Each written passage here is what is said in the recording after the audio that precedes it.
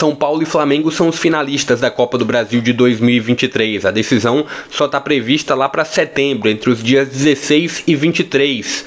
Mas e se a final de São Paulo e Flamengo fosse agora? Quem levaria melhor? Quem vem jogando melhor? O São Paulo de Dorival ou o Flamengo de Sampaoli? Fala pessoal, sejam todos muito bem-vindos a mais um vídeo aqui no JP Comenta. Hoje para falar de Copa do Brasil, os finalistas já definidos. São Paulo conseguiu ultrapassar o Corinthians, o Flamengo conseguiu ultrapassar o Grêmio e se encontrarão na decisão da Copa do Brasil. Um reencontro Dorival com o Flamengo, um São Paulo que busca esse primeiro título da Copa do Brasil, sonhado primeiro título da Copa do Brasil, e chega muito bem para essa final. Claro que a final só vai acontecer em setembro, dia 16 é o jogo da ida, pelo menos é o que está previsto, e o dia 23 o jogo da volta, mas é um São Paulo que hoje, coletivamente, é um São Paulo muito interessante, é um São Paulo que o Dorival conseguiu encaixar muito bem. Os dois jogos da semifinal contra o Corinthians demonstraram muito isso, até no jogo de ida, onde o São Paulo terminou saindo com um resultado negativo. Foi um São Paulo que mereceu uma vitória fora de casa diante do Corinthians, teve mais imposição, chegou mais à frente, trabalhou muito melhor a bola. Terminou que no jogo da ida contou com um brilhante e um decisivo Renato Augusto, mas no jogo da volta tudo aconteceu como o Dorival planejava, como o Dorival planejou, e foi um São Paulo que, além da imposição, conseguiu criar situações e conseguiu concretizar essas situações em gols. 2-0 foi um resultado suficiente para o São Paulo chegar à final da Copa do Brasil em busca desse primeiro título. A gente vê de um outro lado um Flamengo que até foi muito bem no jogo da ida diante do Grêmio, mas esse jogo da volta, quem não conseguiu acompanhar tanto o jogo, o placar engana e muito, porque foi um Grêmio superior, um Flamengo que foi empurrando o jogo com a barriga, um Flamengo que foi muito morno, muito frio durante toda a partida, apesar de o Maracanã muito cheio, lotado. A gente viu um Flamengo tendo mais um jogo ruim, assim como se vem repetindo no Campeonato Brasileiro, assim como o Flamengo teve diante do Olímpia, mais um jogo ruim do Flamengo, onde numa bola parada, num lance um pouco contestável, o Flamengo conseguiu fazer o gol que garantiu a classificação para o Flamengo para essa final. Mas o grande ponto para essa final, se fosse hoje, me parece que falta muita fome para esse Flamengo, fome que não falta ao São Paulo. São Paulo briga praticamente todo o elenco, inclusive o jogo onde o São Paulo utilizou um time alternativo diante do Flamengo no Campeonato Brasileiro, o São Paulo quase superou o Flamengo no Maracanã, mostra como todo grupo briga muito, como todo grupo quer muito. Me parece faltar muito isso do lado do Flamengo. É um time que se escora muito na técnica e realmente é um time que, se a gente coloca cara a cara um Flamengo contra esse São Paulo, no papel é um Flamengo superior, é um Flamengo bem superior, mas falta vontade, falta intensidade a esse Flamengo do Sampaoli, o que é um tanto quanto estranho. Se a gente pega as outras equipes do Sampaoli, o que sempre se observava eram equipes do Sampaoli com muita vontade, com muita fome. A gente não vê isso no Flamengo. A gente vê sequências de problemas extracampo, sequências de turbulência no elenco, apesar de dentro de campo e pós algumas situações o grupo parecia abraçar muito o Sampaoli, tirando alguns nomes, mas parece que o conjunto do Flamengo abraça muito o Sampaoli, mas em campo não parece um time do Sampaoli. Tô falando no sentido de vontade.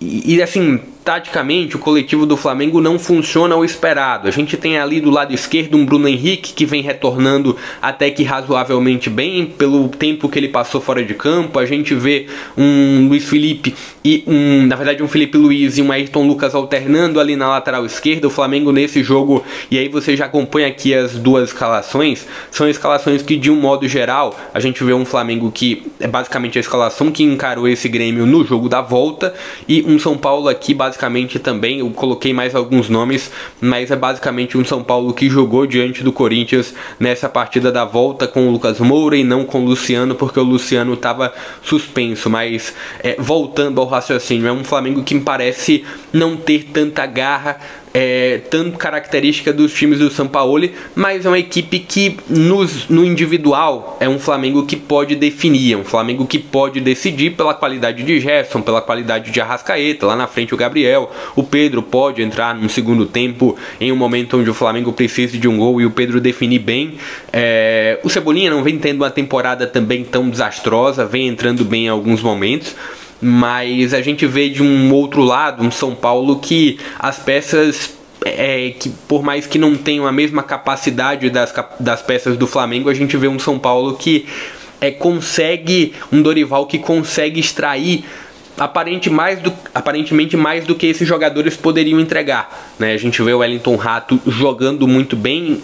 Claro que existem alguns pontos de regularidade do Wellington Rato, mas de um modo geral, e olhando essa semifinal, o jogo da volta, o Wellington Rato é um grande jogo. A gente vê um Luciano correndo demais, um Luciano se entregando demais, a gente vê um Calleri definindo muito bem, um Lucas que chegou agora e já se demonstrou muito decisivo para esse São Paulo. Eu esperava um Lucas decisivo, mas talvez não tão rápido assim.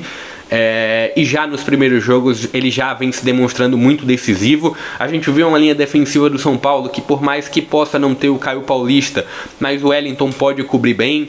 O Rafinha também tendo esse reencontro com o Flamengo. Então é isso que eu queria trazer, era mais de um pensamento meu, de uma visão minha, de ver um São Paulo com um pouco mais de fome, um São Paulo com um pouco mais de vontade de vencer. E para isso, em 2 jogos de uma decisão, se fosse um São Paulo tecnicamente muito abaixo do Flamengo, é claro que a fome e a vontade não basta, mas não é isso, né? O São Paulo tem um grupo qualificado também, e com a fome e com a vontade pode sobressair a esse Flamengo que muitas vezes falta um pouquinho de intensidade. E até acompanhando um jogo de uma equipe, acompanhando um jogo da outra, é muito mais prazeroso você acompanhar esse Flamengo, que por mais que tenha mais limitações do que, na verdade, esse São Paulo, que por mais que tenha mais limitações do que o Flamengo, é um São Paulo que coletivamente encaixou muito bem. Repito, Dorival dentro desse grupo, assim, na verdade, em mais um trabalho bom do Dorival, né? Ele vai conseguindo tirar do grupo mais do que aparentemente o grupo poderia entregar. É um São Paulo que vê na Copa do Brasil, assim como vê também na Sul-Americana, uma chance de voltar a ter um grande título, de colocar mais um grande troféu na prateleira. E a gente vê um Flamengo que foi multicampeão recentemente e que, claro, é difícil a gente falar que não quer vencer, mas em campo não demonstra tanto essa vontade de superar, essa vontade de às vezes fazer algo diferente, de tentar surpreender. Mas é um Flamengo que tem peças decisivas assim. Se fosse para eu apostar um palpite meu para esse confronto, se fosse durante essa semana, e por que eu falo durante essa semana? Daqui ao dia 16, ao dia 23 de setembro, muita coisa pode mudar. Mas se fosse para agora, com certeza eu apostaria minhas fichas em um São Paulo do Dorival, que vem fazendo muito pela equipe paulista para tentar quebrar esse jejum, na verdade, tentar quebrar essa luta do São Paulo pelo primeiro título da Copa do Brasil e enfim conquistar. Mas isso é muito mais uma questão de opinião. Queria que você deixasse também a sua opinião abaixo. Quem que você vê hoje, tô falando depois desses confrontos aí de semifinal, o que você vê, quem poderia levar se a final fosse durante essa semana, se a final fosse agora entre São Paulo e Flamengo. Deixa aqui a sua opinião, pedir para você se inscrever aqui no canal, para você deixar o joinha aqui embaixo, me ajuda a chegar a essa meta de 800 inscritos aqui no JP Comenta. Eu vou ficando por aqui, até a próxima.